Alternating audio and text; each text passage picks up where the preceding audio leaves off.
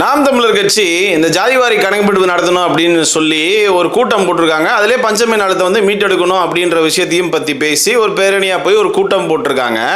நான் கூட சரி திமுகவை பற்றி திட்டி பேச போகிறாங்கன்னு பார்த்தா வழக்கம் போல் கேவலமாக நாயக்கர் எதிர்ப்பு முன்னேற்ற கழகம் அப்படின்னு வேணால் நீங்கள் வச்சுக்கலாம். அவ்வளோதான், அதை பற்றி தான் பேசுனீங்க. இல்லைன்னா இப்படி வச்சுக்கலாம், தெலுங்கர் எதிர்ப்பு முன்னேற்ற கழகம். இந்த எங்களுடைய கட்சியினுடைய முழு நேர வேலை இந்த மாதிரி நாயக்கர்களை எதிர்க்கிறது மட்டும்தான், அவங்கள பற்றி பேசுறது மட்டும்தான்.